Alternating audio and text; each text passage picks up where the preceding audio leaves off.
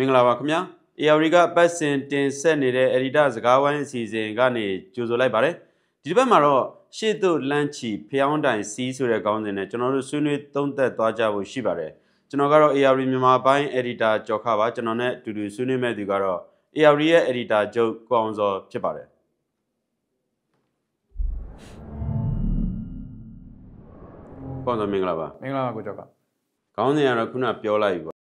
ဒီမြန်မာစစ်ကောင်းဆောင်တွေဟာအစဉ်အဆက်ပြောခဲ့တဲ့စကားတွေရှိတယ်အဲ့ထဲမှာလာဒီခိမီဖွံ့ဖြိုးတိုးတက်သောနိုင်ငံတော်တည်ဆောက်မည်ဆိုတာမျိုးပြောတယ်လာနောက်ပိုင်းမှာဆိုရင်လာလျှက်စစ်ရထားကြီးတွေပြေးဆွဲမယ်ဆိုပြီးတော့ပြောခဲ့ကြတာရှိတယ်အခုလက်တွေ့အခြေအနေမှာဘာတွေဖြစ်နေလဲဆိုရင်တော့ရန်ကုန်ကတရက်ကိုလျှက်စစ်မီ4နာရီရဖို့တော့မတည်ကြတော့တဲ့အခြေအနေတွေနဲ့ရင်ဆိုင်နေရတယ်လက်ရှိအခြေအနေမှာတော့ဟလာပြည်သူလူထုတွေကဒီလျှက်စစ်မီဒုက္ခကိုအကြီးအကျယ်ရင်ဆိုင်ခံစားနေကြရတဲ့အခြေအနေကိုရောက်ရှိနေတယ်ပေါ့။ရင်းနှီးဆိုလို့ရှိရင်လာဒီရန်ကုန်ပဲကြားရတယ်အခုဆိုလို့ရှိရင်မန္တလေးရန်ကုန်တွေမကဘဲနဲ့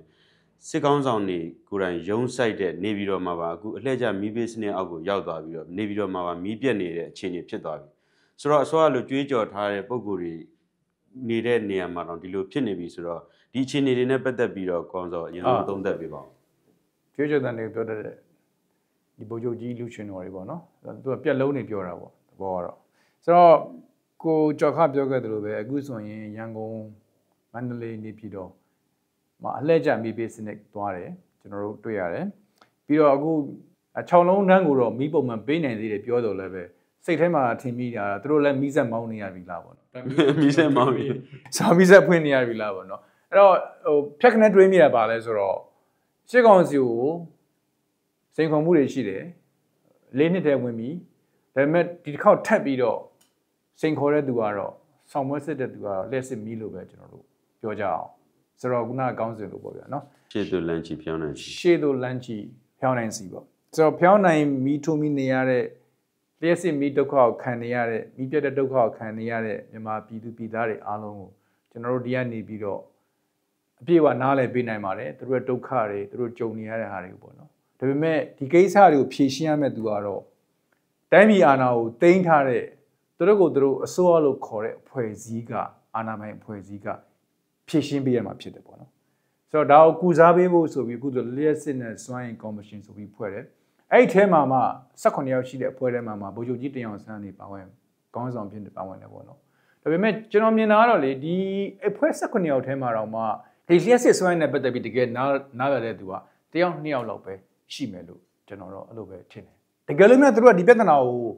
ကုစားဖို့စ조사မယ်ဆိုရင်ခုနဆိုလာကိစ္စတွေပြောလာပြီး AR မြင့်မှာဆယ်ဆောက်ဖို့ကိစ္စတွေသူပြောလာတဲ့မျိုးတွေကျွန်တော်တို့ကြားရတယ်ပေါ့နော်ဒါလည်းလူလူကြားထဲမှာပြက်လုံးတွေဖြစ်နေတယ်ဒါတွေကလည်းအချိန်တွေအများကြီးယူပြီးတော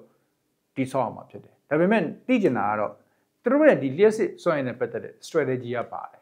အဲ့ဒါမှမရှိခဲ့ဘူးဆိုရင်တော့မျက်မြင်ပုံနာတွေကစင်ကိုစမ်းလို့ပဲဖြစ်နေမယ်လို့ကျွန်တော်ကတော့ထင်တယ်ဒီအခြေအနေတွေကဘယ်တော့လောက်ဘလို့ဖြစ်လာမလဲဆိုတာလဲအကောင့်ထဲပေါ်ဖို့အတွေးရတော်တော်လေးဝေးတယ်လို့ပြောလို့ရတယ်ဟုတ်တယ်လေဘာကြောင့်လဲဆိုတော့ကျွန်တော်မြင်တာအတိုင်းပြည်ဒီမှာလျှက်စစ်စွမ်းရည်ကိစ္စတွေရင်းနှီးမြုပ်နှံမှုလိုတယ်ဤပညာတွေလိုတယ်အတတ်ပညာတွေလိုတယ်နောက်ပြီးတော့ဒီ budget ငွေကြေးရင်းနှီးမြုပ်နှံမှုပေါ့ဒါပြည်ရင်းတစ်ခုတည်းမဟုတ်ဘူးထိုင်းနိုင်ငံမှာဆိုရင်လည်းပြည်ပရင်းနှီးမြုပ်နှံမှုတွေသူတို့ခေါ်ရတာဖြစ်ပါတယ်ဒါအပြင်နိုင်ငံရေးအခြေအနေတွေလူနေမှုသဘောပတ်ဝန်းကျင်တွေပထဝီအနေထားတွေအစားအသေးချာလေ့လာပြီးတည်ဆောက်ရတာဖြစ်ပါတယ်အဲ့ဒါတွေနဲ့ပတ်သက်ပြီးတော့ပဲမြန်မာနိုင်ငံမှာလျှက်စစ်စွမ်းရည်ဝန်ကြီးဌာနအရင်တော့အဲ့လိုမျိုးတွေတွက်ချက်ပြီးတည်ဆောက်ခဲ့တာတွေကျွန်တော်တို့မှရှိပါတယ်ဒါပေမဲ့ဒီနေ့လက်ရှိစစ်ကောင်စီကနေပြီးတော့ဒါတွေနဲ့ပတ်သက်ပြီး manage လုပ်နိုင်တဲ့စီမံခန့်ခွဲနိုင်တဲ့အရေးချင်းသူမှမရှိဘူးဆိုတော့ကျွန်တော်ပြနေရလို့ပဲကျွန်တော်တို့ထင်တယ်ဆိုတော့အခုလောလောဆယ်ကတော့ဟလာဒီမီးပြတ်တဲ့တန်ကိုရန်ကုန်ကလူတွေကတော့ထင်းထင်းရှားရှားကိုကြုံနေရတာပေါ့လေဒီမီးပြတ်တာကြောင့်ဟလာဒီအသေးစားအလက်စားလုပ်ငန်းတွေဆိုလို့ရှိရင်ရက်လက်ရတာတွေရှိတယ်နိုင်ငံခြားရင်းနှီးမြှုပ်နှံမှုတွေဆိုလို့ရှိရင်လည်းဒီအခြေအနေတွေကြောင့်မဲ့စောပိုင်းနဲ့ထွက်သွားကြတာရှိတယ်ဟုတ်တယ်အခုနေ့စဉ်နေတူကခံစားနေရတော့မြို့ပြပေါ်မှာရှိနေတဲ့လူတွေပေါ့လေဒီမီးက4နာရီကိုပုံမှန်မလာနိုင်တဲ့အခါကျတော့ဟလာရေတင်မှုကိစ္စတွေဟလာဒီနေ့စဉ်ဟိုထမင်းချက်ဟင်းချက်မိဖို့ကြောင့်ကိစ္စတွေအစားအကုန်လုံးဒုက္ခရောက်ပြီးတော့ခံစားနေကြရတာရှိတာပေါ့ဟုတ်တယ်ဆိုတော့ဒီဟာတွေကမကြခင်မဲ့ဒီ ဒီစစ်ကောင်စီကိုမေကွန်းထုတ်တဲ့အတန်တွေကမကြခင်မှာပဲလူထုအတန်တွေထွက်လာနိုင်တဲ့အခြေအနေဟိုရှိလိမ့်မယ်လို့လည်းထင်ရတယ်ပေါ့နော်ဒီမေကွန်းထုတ်နေပါပြီမေကွန်းထုတ်နေကြပြီဒါနဲ့ပတ်သက်ပြီးတော့သူတို့ကအကြောင်းပြချက်အမျိုးမျိုးအခုထွက်ပြောနေရတာလေဒီအခြေအနေတွေကိုကြိုမြင်တဲ့သဘောလို့ဆိုတော့ကျွန်တော်မြင်တာကတော့အခုသူတို့ပြောနေတာက PDF ကြောင့်ဟလာ PDF က deadline တွေဖြည့်ဆည်းခဲ့လို့ဆိုတဲ့ကိစ္စတွေအရင်တော့ NLD အစိုးရလက်ထက်မှာတော့မှမီဂါဝက်3000ကျော်ပေးနိုင်တဲ့ဟာကဒီနေ့ဒီချိန်မှာမီဂါဝက်2000ဝန်းကျင်လောက်ပဲပေးနိုင်တယ်တဝက်လောက်ပဲပေးနိုင်တယ်ဆိုပြီးကျွန်တော်တို့ကနားလည်ထားတာရှိတယ်ပေါ့နော်ဆိုတော့ဒါတွေနဲ့ပတ်သက်ပြီးသူများကိုလက်ညှိုးထိုးခြင်းတဲ့ပုံစံမျိုးအပြစ်ပုံချခြင်းတဲ့ပုံစံမျိုးတွေပေါ့နော်ဒါမျိုးတွေကျွန်တော်တို့သူစီရလေးတန်မျိုးတွေကြားရတယ်ဒါပေမဲ့ဒီနေ့တိုင်းပြည်မှာဖြစ်နေတယ်ဆိုရင်ပြည်တွင်းစစ်ဖြစ်နေတယ်မတည်မငြိမ်ဖြစ်မှုတွေအများကြီးရှိနေတယ်နောက်ပြီးတော့အခုရေအားလျှက်စစ်ထုတ်တဲ့နေရာတွေကလည်းတိုင်းသားနယ်တွေမှာကျွန်တော်တို့ရှိတာကိုကျွန်တော်တွေ့ရအလော်ပီတာကိုပဲကြည့်မယ်ဆိုရင်ပေါ့နော်ဟုတ်ကဲ့ဆိုတော့ဒီသူကတော့ဒါပါပဲအကြောင်းပြချက်ကတော့ဟာဒီမတည်ငြိမ်မှုတွေကြောင့်ဒီလက်နက်ကင်အဖွဲ့တွေအောက်မှာဒီဖြည့်ဆည်းခံရတဲ့အခြေအနေတွေကြောင့်ဒီထုတ်လုပ်နိုင်မှုတွေဒီအားနည်းလာတယ်ဆိုတဲ့ပုံစံမျိုးအကြောင်းပြချက်ပေးတာပေါ့လေဒါကလည်းဘယ်အချိန်မှာသူတို့ဒီဟာကိုဖြည့်ရှင်းနိုင်မလဲဆိုတာကတော့တကယ်ကိုစိန်ခေါ်မှုလို့ပြောလို့ရပါတယ်ဒီပု္ပ္ပစာကိုတော့အဓိကသူတို့ဖြည့်ရတော့မယ့်အချိန်ရောက်လာပြီလို့ဒါပေမဲ့ပြန်ကြည့်ကြမယ်ဆိုရင်တော့ကျွန်တော်2021အာဏာသိမ်းတဲ့အချိန်နဲ့စပြီးတော့မြန်မာနိုင်ငံမှာရှိတဲ့ရင်းနှီးမြှုပ်နှံမှုတွေလုပ်ထားတဲ့ကုမ္ပဏီတွေအများကြီးထွက်သွားကြတယ်ဒီလျှက်စစ်စွမ်းအင်နဲ့ပတ်သက်တဲ့ရင်းနှီးမြှုပ်နှံမှုလုပ်ထားတဲ့ကုမ္ပဏီတွေလည်းထွက်သွားကြတာကိုကျွန်တော်တို့တွေ့ရတယ်ဒါဟာတရားခံဘယ်သူလဲဆိုတာကျွန်တော်ဒီမှာမြင်နေရပြီလို့ကျွန်တော်တို့အဲ့လိုပဲထင်ပါတယ်အခုကတော့လာအရင်တော့အစောကပြောခဲ့သလိုပဲဒီရန်ကုန်နေခါးစည်းခံနေကြရတာမဟုတ်တော့ဘူးအခုကရန်ကုန်မန္တလေးနေပြည်တော်အထိပါရောက်လာတယ်။နေပြည်တော်မှာဆိုလို့ရှိရင်လည်းအခုမီးပြတ်တဲ့ထဲမှာစပါသွားပြီပေါ့ဒီ2025မှာဆိုတော့ဒီမီးပြတ်တဲ့တန်ကိုနေပြည်တော်ကလူတွေခံနေကြရတယ်ဒါအပြင်ကိုနေပြည်တော်ကကျွန်တော်မိတ်ဆွေတချို့ဆိုရင်ဘယ်လောက်ထိညီလဲဆိုအခုနေပြည်တော်မှာရှိတဲ့အသက်ငယ်ပိုင်းလူငယ်တွေကိုလိုက်ဖမ်းတယ်ဒီစစ်မှုထမ်းနဲ့ထဲဖို့လိုက်ဖမ်းနေတဲ့ကိစ္စကလည်းလှမီးပြတ်တဲ့ပူလိုမျိုးပူနေကြရတဲ့အခြေအနေတွေကိုရင်ဆိုင်နေရတယ်ဆိုပြီးပြောတာပေါ့လေအဲ့တော့ပြောချင်တာကတော့တိုင်းပြည်မှာပြည်တွင်းစစ်ဖြစ်နေတယ်တရားမဝင်နဲ့အစိုးရတစ်ခုအဖွဲ့အစည်းတစ်ခုကနေအုပ်ချုပ်နေတာဖြစ်တယ်တည်ငြိမ်မှုလည်းမရှိဘူးဒါကြောင့်ဒီမီးကိဒီလျှက်စစ်မီးကိစ္စကိုကျွန်တော်ရင်းနှီးမြှုပ်နှံမှုခေါ်မှဆိုတော့မှလာမဲ့သူတွေရှိမှာမဟုတ်ဘူးကျွန်တော်ကဘာကိုပြောချင်လဲဆိုကျွန်တော်အိန္ဒိယနိုင်ငံဖြစ်တဲ့ထိုင်းနိုင်ငံမြန်မာပြည်နယ်သူကတဘာဝတန်းခွေပေါ်မှာအဓိက60ခန်းလောက်တော့မီတီဗီသူတို့ကလက်ဆိုင်ထုတ်ဖို့သူတို့ရဲ့မဟာဗျူဟာချထားတာရှိတယ်ပေါ့နော်အဲ့တော့မြန်မာပြည်ကြတော့ရေအားလျှက်စစ်ကနံပါတ်1ပေါ့နော်ဆိုတော့အခုဆိုရင်ထိုင်းမှာတော့မှမနစ်ကနေစပြီးတော့2039ခုနှစ်အထိသူတို့မဟာဗျူဟာအသစ်ဆွဲတာကျွန်တော်တို့တွေ့ရတယ်အဲ့ဆွဲတဲ့အခါမှာဘာလို့တွေ့ရလဲဆိုတော့အဲ့တဘာဝတန်းခွေကိုမီတီနေရတဲ့ကိစ္စကိုသူတို့ short ပြီးတော့ renewable energy တို့ solar တို့ wind တို့ပြီးတော့ nuclear 1% လောက်သုံးဖို့ဆိုတဲ့ဟာတွေသူတို့စပြီးတော့မဟာဗျူဟာတစ်ခုအနေနဲ့နောက်လာမယ့်နှစ်ပေါင်း20စာကိုသူတို့ကြိုပြီးတော့သူတို့ပြင်နေခဲ့ကြပြီဆိုတော့တိုင်းပြည်တည်ငြိမ်နေတယ်ဆိုရင်တော့ပြင်လို့ရတယ်ဒါအပြင်တကယ်လို့ထိုင်းနိုင်ငံမှာဘန်ကောက်မှာဟလာဒီနေ့မြန်မာနိုင်ငံလိုမျိုးမီးပြတ်ခဲ့မယ်ဆိုရင်တပတ်နှစ်ပတ်အတွင်းမှာဒီအစိုးရပြုတ်ကျသွားနိုင်တယ်ဟလာထိုင်းနိုင်ငံမှာရင်းနှီးမြှုပ်နှံလာတဲ့ကုမ္ပဏီတွေလည်းထွက်သွားကြမယ်ဟုတ်တယ်မလားဆိုတော့ထိုင်းနိုင်ငံမှာရှိတဲ့ဒီစီးပွားရေးတစ်ခုလုံးကိုလေဘတ်ဖို့အတွက်ကလျှက်စစ်စွမ်းအင်ကအဓိကအရေးကြီးတယ်တခြားနိုင်ငံတွေကနေပြန်ပြီး import လုပ်ရရှိတယ်မြန်မာနိုင်ငံကနေပြီးတော့ natural gas ကိုတဘာတငွေဝယ်ရတာမျိုးသူတို့မှရှိတယ်သူတို့ဒါကိုအများကြီးပြင်ရတာပေါ့နော်အဲ့တော့မြန်မာနိုင်ငံမှာကြားတော့ရောဟုတ်တယ်မလားကျွန်တော်မြင်တယ်မြန်မာနိုင်ငံမှာကြားတော့ဒီခုနကိုအောင်စောပြောသလိုဒီထိုင်းမှာတပတ်လောက်မီးပြန့်အစိုးရပြုတ်ကျသွားနိုင်တယ်ဆိုတဲ့အခြေအနေကတော့မြန်မာနိုင်ငံတွေကတော်တော်ကိုပြောင်းပြန်အနေထားဖြစ်တာပေါ့မြန်မာတွေကအခုဆိုလို့ရှိရင်လာမီးပြတ်တဲ့တန်ကိုဘယ်လောက်ခံခဲ့ရလဲပြောရမယ်ဆိုရင်တော်တော်ကိုဒူဘေတာဘေခံနိုင်တဲ့ကျွန်တော်တို့လူမျိုးတွေလို့ပြောလို့ရတာပေါ့နော်အခုဆိုလို့ရှိရင်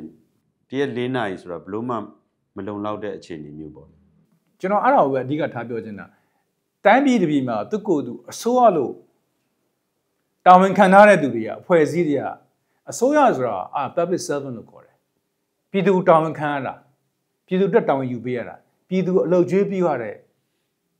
စီအကံတွေပဲဖြစ်တယ်ဟုတ်တယ်မလားအဲ့တော့မြန်မာနိုင်ငံမှာသူ့ကိုယ်သူအစိုးရလို့ခေါ်တဲ့စစ်ကောင်စီဆိုတာကျွန်တော်တို့ရှိတယ်အဲ့စစ်ကောင်စီကဒီနေ့ပြည်သူတွေတက်ကိုမီးမပေးနိုင်ဘူးဆိုတော့ဒါအစိုးရလို့ကျွန်တော်တို့ခေါ်လို့မရဘူးပေါ့ဟုတ်တယ်မလားအဲ့ဒါမျိုးကိုကျွန်တော်ပြောတာပါ ဆို service ကိုသူက service ကို provide လုပ်ရမယ့်သူတွေပဲဖြစ်တယ်ပေါ့နော်အခုလိုမျိုး commission ဖွဲ့ပြီးတော့မိအောင်စီစဉ်ပေးဆိုတာမျိုးဒါတော့စစ်တက်မှာပဲရှိတယ်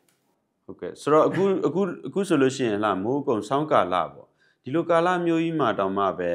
မီးပြက်နေတယ်ဆိုလို့ရှိရင်လာမဲ့မီးပြက်အများဆုံးကာလဖြစ်တဲ့နွေရာသီရောက်ရင်ဘယ်လိုဖြစ်ကြမလဲဒီသူတို့ခုနပြောခဲ့တဲ့လားဒီမတည်ငြိမ်မှုတွေကြောင့်မီးပြက်မှုတွေကလည်းလျှက်စစ်မီးရရှိမှုတွေကလည်းရိုက်ခတ်မှုတွေရှိခဲ့တယ်ဆိုတဲ့အကြောင်းပြချက်အတိုင်းဆိုလို့ရှိရင်လက်ရှိအခြေအနေမှာတောင်မှနိုင်ငံတော်ဝင်နေရာတော်တော်များများဆုံးရှုံးနေတဲ့စစ်ကောင်စီဟာဒီ2025မှာပို့ပြီးတော့ရင်ဆိုင်လာနိုင်တယ်ဆိုတော့ဒီအချက်အလက်တွေကြောင့်ခုနမီးပြန်လာနိုင်တဲ့အခြေအနေမီးပုံမှန်ရလာနိုင်တဲ့အခြေအနေကရောရှိပါအောင်မလားပေါ့ဒီတရားနဲ့ပတ်သက်ပြီးလည်းဆွေးနွေးပါဦးမရှိနိုင်ပါဘူးအဲ့မီးကြောင်မပြောခင်မှာတခုပြောချင်တာမီးကြောင်ပြောမှာတခုပြောချင်တာကျွန်တော်တို့ပြီးခဲ့တဲ့ဘက်ကပဲရေးခဲ့တာရှိပါတယ် SU-30 နော်ဒီရုရှားနဲ့ jet fighter တွေထပ်ရောက်တယ်အသစ်တွေပေါ့နော်ထပ်ရောက်တယ်ဒါပေမဲ့ဒီ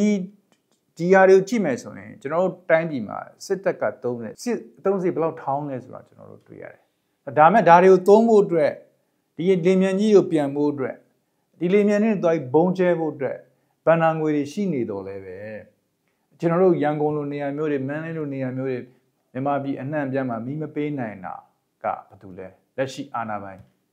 သူ့ကိုယ်သူအစိုးရလို့ခေါ်ထားတဲ့စစ်ကောင်စီဖြစ်နေတာပေါ့နော်ဒါကကျွန်တော်ထင်တယ်မမေ့ရမယ့်အချက်တစ်ချက်ပေါ့ဒါကြောင့်ခုနမေကုန်းပြန်ပြီးပြောကြမယ်ဆိုရင်တော့